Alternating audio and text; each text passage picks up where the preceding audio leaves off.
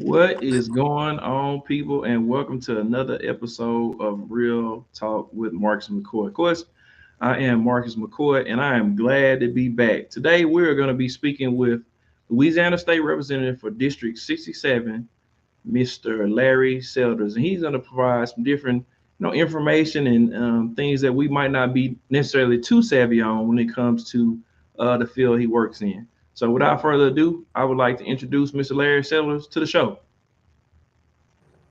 Hey, how you doing, Mr. McCoy? I'm good, sir. How you doing? Thank you for taking your time out. Oh, I'm glad you have me. I'm glad you're having me here. Absolutely. So, can you tell the listeners about yourself? Yeah, I'm a state representative here in Baton Rouge, Louisiana. My district is actually where the state capital is. I'm 42 years old. I have 2 kids and I have a wife. And I graduated in social work, and I have a real strong passion for mental health. So a lot of my legislation is centered around mental health, jobs, opportunity, and I love what I do. Awesome. So, since you said that, is the mental health piece? Is that how you got into legislation, or how did you actually get into that? Yeah, just I would like to say being a social worker got me into the legislature. Just always advocating for families. Always wanted to be the voice for the voiceless, and just took my passion to another level. Absolutely. So for the people out there watching, a lot of this show is going to be about educating the listeners about what it is you do in your particular role, and maybe other things that we might not necessarily know of when it comes to legislation. What are your duties and responsibilities as a Louisiana State Representative?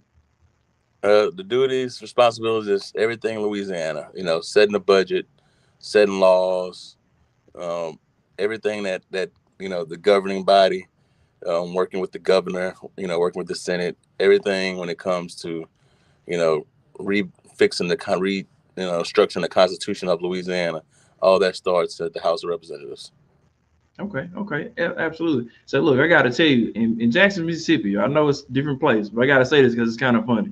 We have a real problem with our roads and our streets, and just the potholes will take you out of here.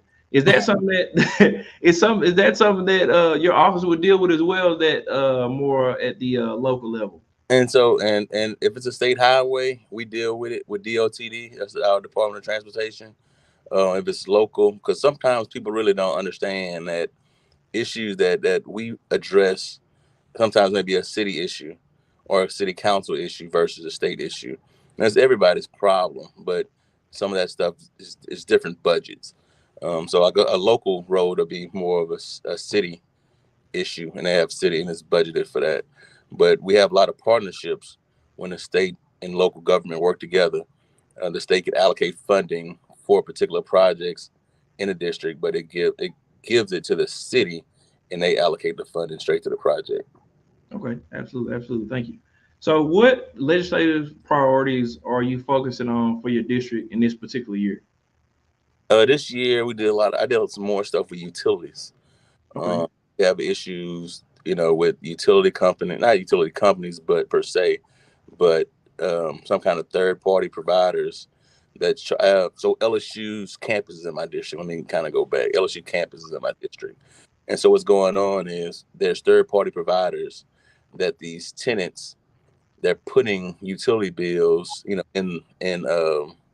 taking out the tenant's name and they're putting it into the apartment complex's name.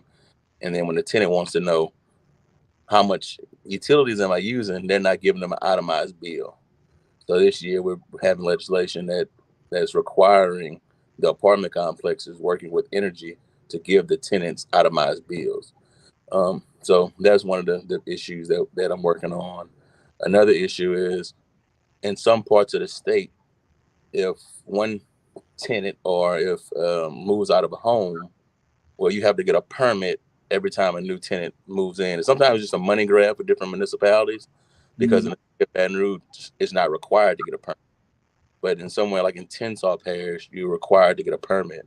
And every time somebody moves out of a house, you have to get a new permit. But with the legislation we passed last year, this year we're doing cleanup language. You don't have to pay that permit fee to get utilities cut in your name. So what's happening is a lot of poor people do it. A lot of, if my grandmother died, if the power is already existing in her name, like we'll just leave the power in her name. And then when we get to try to enroll our kids in school, we can't prove residency. And so sometimes you can't afford to pay that permit in different parts of the state. You can't afford to pay that permit fee. And so we just waive the fees so these folks get put the utilities in their name. Just kind of, just helping folks, man, that can't afford it. That's what we advocate for. Okay, that's all right. I like that. That's definitely good to hear. Because a lot of times what happens at, I would say, at your level of being a state representative. I think there's sometimes the people don't get to see, or receive the firsthand information from the source. There's a lot of, secondhand or misinformation that's put out there by the media and other entities such as that. So, to hear you say these are some of the things that you're working on from your desk is really cool. Can you provide, and this might be kind of like the same, it might tie into the question I just previously asked, but can you provide any updates on pending bills or policy that might impact your particular community? Oh, this actually is our third session. We had two special sessions prior. One was a criminal justice session, and what we have coming up, and it's they made it legal in Louisiana to carry a concealed weapon. Now that's going to impact everybody. So Right. now we are open carry state, but starting July 4th, will be you can have a concealed weapon, and it starts at the age of 18. So that's going to be a huge issue going forward in Louisiana. It's going to be a huge issue when you talk about protection of police officers, not knowing who has a gun on them, how they're going to treat people. So the heightened senses, more probability of someone getting hurt, because everybody carry a weapon, and it starts at 18. So that's a huge issue that's going to impact everybody in the community. So do you, or just asking, with that being the age you say was 18, right? Yeah. Is there gonna be, I know a couple years ago, and I mean obviously now there's a big push with people that are dealing with mental illness, and kind of trying to intertwine that with being able to have the ability to purchase and register a firearm. Is that something that's going to be taken in consideration in terms of trying to get this passed? Is maybe somebody's mental state of mind?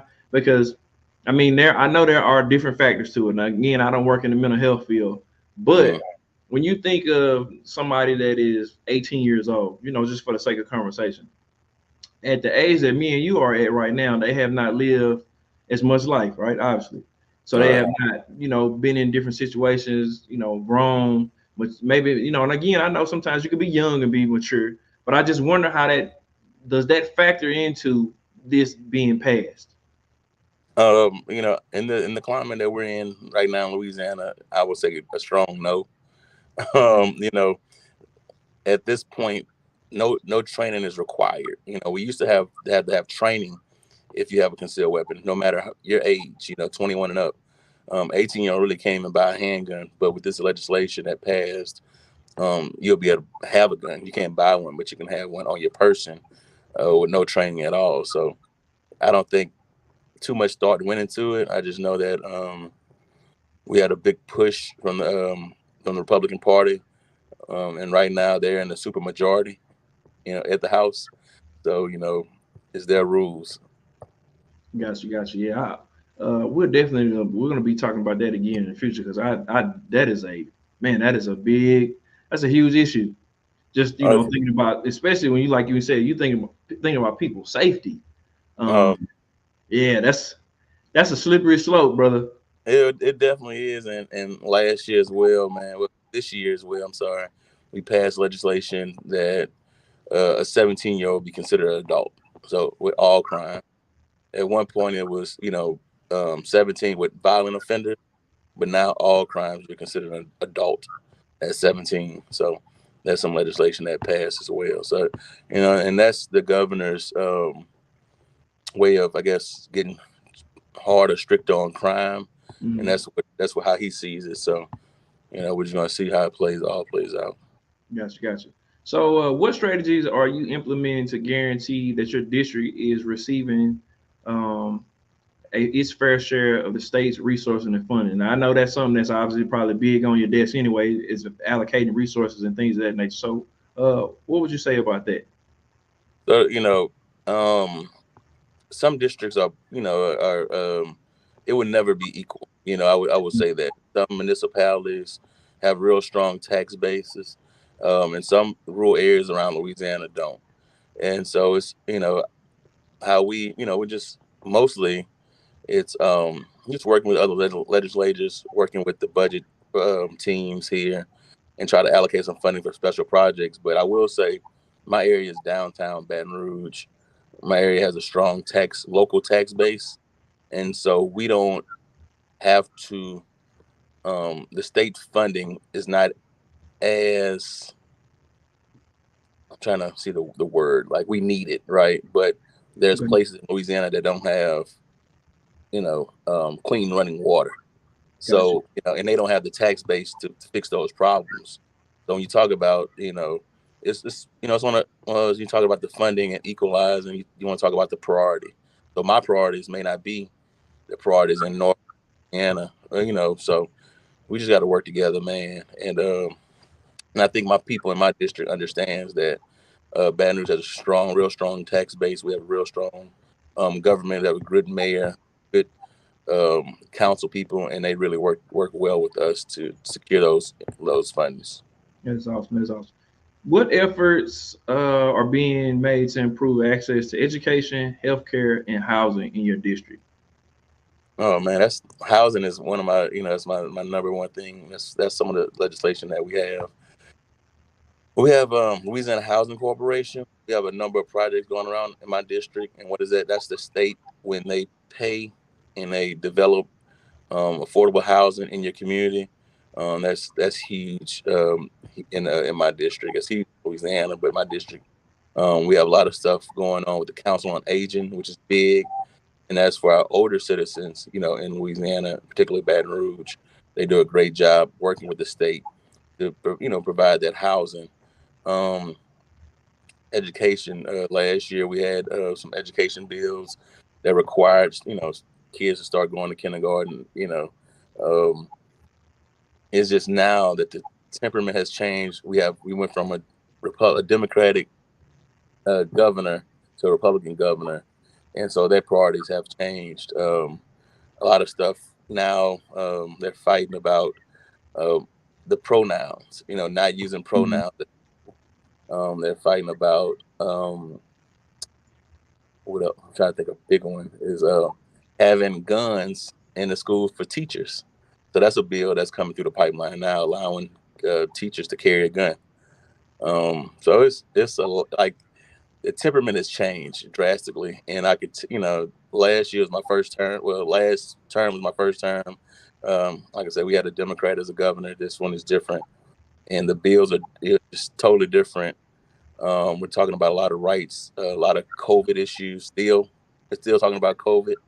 Still Mhm. talking about rights to not wear masks, not get shots, not get vaccines. Those are some big pressing issues that we have. Now, those bills did pass last term, but we had a governor that was vetoing the bills. This year, we have a governor that's going to sign those bills. So we're going to see the impact probably next year about these bills. Gotcha, gotcha, gotcha. Man, like again, that's a lot. That's a lot of stuff on the docket, brother. Oh yeah, it's every day. Yeah, yeah. All right. So, how can constituents actively participate in the legislative process and ensure their voices are not just heard but also considered? Being here, coming to the Capitol, reaching out to your office, sending emails.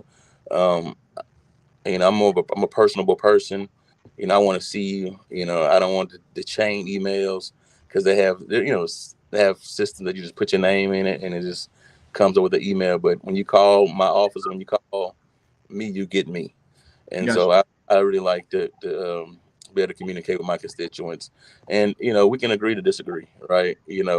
I represent 40, 50,000 people in my district. So we're not going to all have the same views, but I do have a mindset where I'll tell you why I view a certain thing or why I vote a certain way. And I don't just, so we can all agree to disagree sometimes. I like the fact that you said that you're accessible as a leader in your particular state. I think that is very important to be accessible. Now, granted, I know again, like even today, making this time being accessible just for us to have this interview, and I definitely appreciate it because there are going to be people that watch it and say, "Oh, okay, all right, well now I have a better insight on what his thoughts are, the direction we're going in." Because again, sometimes and this is even me coming from Mississippi. A lot of times we don't get to see or actually understand what our leaders are thinking, the rationale behind it. So I think it's great that you are accessible as a leader in your role. Um, I think, now, go ahead. and I think it's important that, back in the day, most of the legislators, they used to be attorneys, right? And I Mhm. think that the tide is shifting. Like I said, I'm a social worker. We have people that that sell insurance. We have people that sell. We have nurses. We have doctors. We have veterans. I'm sorry.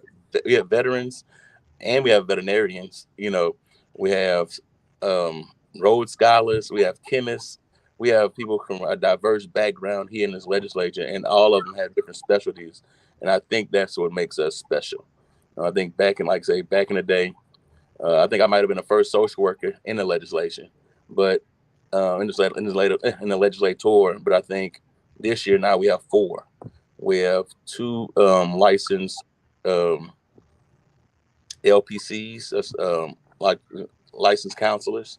We have LCSW, licensed social worker. We have a nurse practitioner. It's just real diverse, and I think we're able, and that's Republicans and Democrat. We can lean on each other for our expertise, and I do like being around that kind of environment because we don't have all the answers, and sometimes we just lean on other legislators, just show us the right way, and they trust what we do, especially when we talk about mental health. That is great. I like the diversity piece because, like you said, it is just my opinion, right? And again, this is your field. I'm in something completely different. But when You you talk about having lawyers in that particular space. A lot of times when lawyers come into a space, they operate in a space as of being a lawyer and taking a legal perspective or hey, what can be held liable for instead of probably like examining like the whole picture. And the fact that you say you have all those the diversity of people that work in different spaces, I think it makes for a great team. I don't know if you saw the comment earlier. Somebody was just praising you on the screen. I don't know if you saw it. Can we bring it back up? So we bring it back up. Thank, Yeah, so he is definitely one of the best. Hey, look, appreciate that, thank, Keandra Henry. Thank you, thank you, Miss Henry. thank you for the comment. So, hey, man, look, the people have spoken. So now this is a question I really wanted to ask because again, you're in this space. What is one misconception that that if you had to point out one about your particular role as state representative, what would it be that you think people just don't understand? Everybody think you can do it by yourself. Everybody thinks that I'm the end all be all, and I'm only one of 105 individuals on the House side. And everybody just think that if you wave this magic wand, it's gonna get done, and they don't Mhm. understand the fight that goes to advocating for your community. Mhm. So it's not easy. It's time consuming. You don't you don't make no money, so that's very important. People think you're making all this money, but you don't. Hold on. I ain't trying to cut you. Hold on. You don't make no money doing that. I think the salary is based at like $16,000, six Oh man. thousand five hundred or something like that. It's yeah, Okay, now you right. You doing it for the love. yeah, it's for the people, man. I respect So, that. Yeah, it's for the people. So that's what I'm saying. For me, I do feel like, I'm being a social worker on a bigger platform. I've been doing, the people's work for a long time, but this gave me a bigger platform to advocate. And like I said, I just want to be accessible. I want people's voice to be heard. And but people think, they think you're larger than life. And because at the end of the day, this is my second term, but I won't be a state representative forever. And I Mm-hmm. still want to have a legacy. So I'm still going to treat people right. I Right. still, so sometimes, you let influence and power get to your head. And then now when you don't have it, then you lose a part of yourself. But this is for me to pour back into my community. And I just want to make it better than the way I found it. Absolutely. I like that. That look, I swear me and you, we're in tune. I say that all the time. Is that I'm a military guy, so we in the army when we go into a new unit or a new company, we always say we want to lead the organization better than when we found it. And That's it. I think that's great. I want to ask you something else too, off topic. You Yeah. talk about being a social worker. Would you be interested if I could get a panel? Because mental health is one of those things that I'm like, it's like one of my first priorities. Okay. Um, I'm actually a program leader for the National Alliance on Mental Illness. So I do a lot of groups related to, people, the individuals that have mental illness. Okay. Would you be interested if I could get a group of professionals such as yourself together for maybe like kind of like a roundtable discussion, to talk about, some mental health issues and how to combat it? Because I feel like mental health is one of those things that's starting to be pushed to the forefront. But I can remember, just not too in the far distant past that it wasn't really a thing that people were really interested in. There was no real resources or money allocated toward it. So, now obviously, like I'm saying, it's getting better now. Right. But would you be interested in something of that nature? Yeah, absolutely, man. That's like you asked me why I came, and that's part of the reason I came. People wasn't talking about mental health at the Capitol. Mm-hmm. You know, people wasn't passionate about mental health. So I'm like, so that's what made me kind of, hey, we need to address this. And so I decided to run for public office. And like last year, we had a bill that, because what happens is we have folks going to jail, and they suffer from mental health issues. And so when they were getting discharged, they wasn't set up with mental health plans. They wasn't getting set up with psychiatrists. They wasn't getting set up. So they'll just leave the jail with their bag, their medicine, and just get put back on the street. Well, Mm-hmm. that's not proactive. And so last year we passed a bill that anytime you're getting discharged from prison, you have to get a discharge plan. But it's kind of like if you're in the hospital, once you get discharged, there's a plan. And we did the same now for jail. So they connect you with a psychiatrist, a clinic, keep taking your medicine. And sometimes, you leave jail, worse than what you came or something, so now we also doing evaluations. So you're doing evaluation when you enter the jail, then you're doing evaluation when you get discharged. So, and that's will help us track a lot of stuff going on with the mental health. I try to change it as well. And it'll help with the recidivism rate, in theory. Absolutely, man. Another 3 years ago, I had a bill that if you get a college degree, a master's or bachelor's degree in jail, you get credit for good time. And there was a 0% recidivism rate if you have those degrees, if you get degrees while you're in prison. And so that passed as well. But this special session, they're taking away good time going forward. So we're in a pickle where people won't be incentivized to do better. So those kind Right. of things we're dealing with here in Louisiana, man. I'm just gonna be honest. Right. Right. Yeah, you guys definitely seen, just from the stuff you mentioned earlier in the show, you guys seem like you are definitely up against it. But then, like you said, obviously, you have a new governor, different priorities and things of that nature. But I have no doubt, man. I know what kind of caliber person you are. I know you're gonna keep on working to ensure uh, the best possible outcome that you control from your seat, moving forward. Can we bring that last comment up again? I just want to put it on the screen. Denzel Miller said, "For the people, not the politics." I Oh like yeah, that. yeah. That's my thing. That's my slogan. Thank you, Oh, Ella. okay. That another one for the people, not the politics. Hey, we appreciate that. Yeah, yeah. I like that. I like that.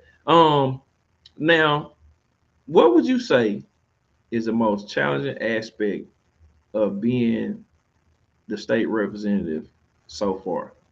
Um, so going in, just not having a broader perspective of what the whole Louisiana looked like, honestly, and and I just thought that it was a attack on the urban community.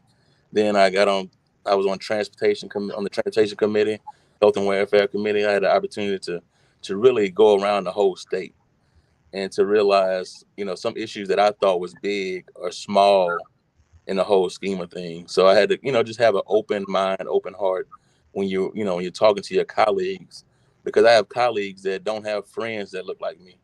I mean, I have constituents that look like me. They don't talk to people that look like me.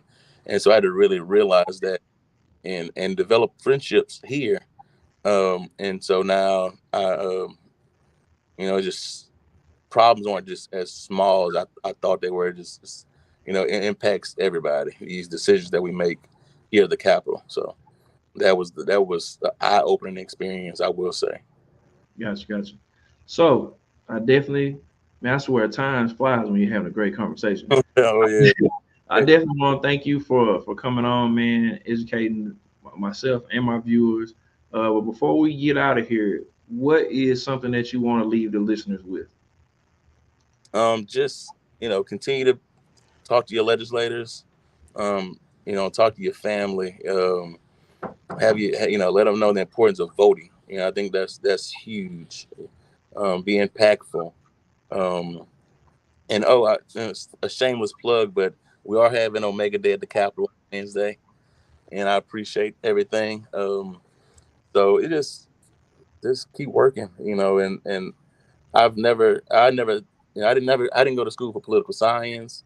I didn't go to school to be a lawyer. I didn't go to school to be a politician. It's just something that genuinely happened, and Gotcha. it's all about just helping people out, man. And if you don't have the passion of helping people, this ain't for you. So Gotcha. I was gonna let you go until you mentioned Omega Day at the Capitol. So for the people, for the people that are watching, could you please, just give a brief overview or snippet or whatever information you want to give about Omega Day at the Capitol, so people can uh, tune in, show up, all that kind of stuff. yeah, we're gonna do Omega Day at the Capitol. We're gonna do breakfast. We're gonna have we're gonna allow the brothers of the organization to go into all our committee rooms. They'll be able to talk to the Speaker of the House. They'll be talking to the committee chair. They'll be able to come see how the laws are being written, how the committee, because a lot of people just hadn't seen the process. And so I figure if we start with us or with this group of men, and it'll trickle down to, everybody's community around the state. So just to see the process, be a part of the process, and we're going to have lunch and just hang out. Sounds good. Sounds good. I also be taking that information and oh, here we go. Oh, this your wife. That's my wife. That's what I'm talking about. So proud of Rep Selders, work for the people. That's all right. That's what I'm talking about. Thanks, baby. Jamar Red says great information. Thank you, my brother. Thank you, my brother. All So right. yeah, we gotta I gotta so I want to get this on record before we get off here too. You are going to come back on Okay. this show. So I whatever you need, Mr. McCoy. I appreciate everything you we'll do. do. And you get the information out to your listeners, your subscribers. It's important to see all walks of life, and to see everybody and what they do daily, and to have a different perspective on lives and decisions, because we all, you don't know till you talk to somebody. Absolutely. And one of the things too I pride myself in about this platform is I'm about providing content that I feel that's important for everybody, not just you, me. I wanted to be important for everybody. There's a lot of people that do stuff and they do it for money, like you said. Like in your particular position, we obviously know from this. I thought, look, now I gotta tell you the truth. I thought you was getting paid to be up there until you said until you said you Uh, didn't. So I know. Hey, look, man, you're doing that from a place of actually being a barrier for change in your actual neighborhood and community, which I think is special, man. Because a lot of times we get people, I mean, you're not you are, I'll put it this way, you are not what I would my first, I guess, initial impression of what I would consider to be a typical politician, if that Yeah. makes sense. No disrespect to anybody else. No, yeah, and that's intentional, because I'm not a politician. I'm an elected official. I'm a statesman. I don't feel like I'm a politician. I feel like, I have a role, of helping people, man. I just think that politicians they get a bad rap. And so, you got to be intentional, what you're doing, why you're doing. But I never wanted to be a politician. I always wanted to help people. Just what, I wanted to be approachable, I never wanted to put myself on a platform because, it's like I said earlier, I won't always be in the House of Representatives. What legacy would I leave? I have two little boys. I don't want them to say, hey, that dad was a jerk. Their dad didn't take care of people. So in my legacy, it must live on. And I just love what I do, man. Absolutely, absolutely. So my final thoughts are gonna be really quick, unlike Yeah. the norm. I normally get this long spiel. I'm out here crazy. Okay, Chad Grandy says, great job, Mr. Selders. I definitely agree. I will say this: we have a short amount of time on this earth to make a great or vast impact. So while you are here, people, if you are watching, listening, tuning in from wherever you are in the world, you still have an opportunity to make an impact. So that's my charge to you. Just go out there and make an impact. It could be small, it could be great or large, but it's still an impact. But until then, El Paso, until the next time, I invite you to tune into the next episode of Real Talk with Marcus McCoy. But until then, next time, El Paso, it has been real.